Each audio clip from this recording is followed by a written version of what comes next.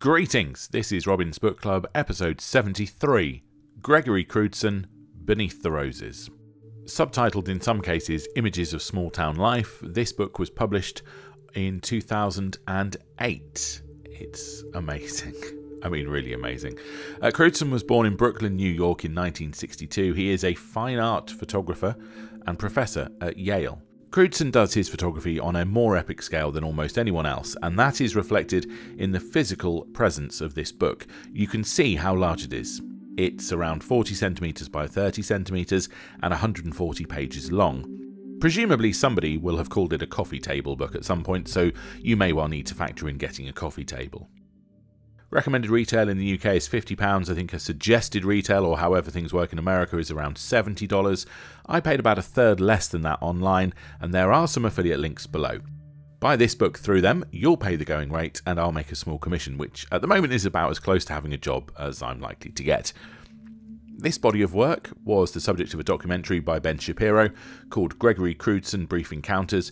I couldn't find a way to watch that. Well, I think it's on Vimeo, but I couldn't watch it ahead of time in the UK. I think it might be on Amazon Prime in the States at the moment. It's probably almost definitely worth watching because you'll see how he works. You can watch a trailer for free, and there are little snippets of it on YouTube as well. The way that he works is really, really interesting. It actually, to see him at work, is to question what it really means to be a photographer. He doesn't press the shutter release. He doesn't press the button. Somebody does it for him. In fact, the way that he works is a lot more like watching a movie director, as he works a location to be exactly what he wants. He places characters in the frame. He creates a photograph with a real sense of it being a scene from a movie. Something which he's entirely created in his own mind and then works out on the ground. Yet Russell Banks, in his introductory essay, which is well worth a read, argues that the work is more akin to a written fiction than a movie. In a movie, Banks argues, the audience is largely passive, consuming the sound and visuals as we consume our popcorn and gallon of soft drinks. Here, in Crewdson's work, and with a good book, we, the audience, bring our own experiences, hopes, fears, and imagination to bear on what we see. We're actively involved in working out what the photograph is about. Banks goes on to argue that in Crewdson's photographs we learn as much about ourselves as we do about Crewdson. To see the results of such large productions with dozens and dozens of people involved, which create such intimate photographs, is really quite amazing. The only other people I can think of, and there will be many that you can think of, but the only other people I can think of who are working in this way, when you see Annie Leibovitz's fashion work, and she has these huge productions, and also at the moment a photographer who's enjoying a large degree of success with her work is Julia Fullerton Batten, who kind of works on this grander scale. Anyway, when we see this work, these projects, all guided by Gregory Crewdson, we have to come to the conclusion that he is in fact an amazing photographer.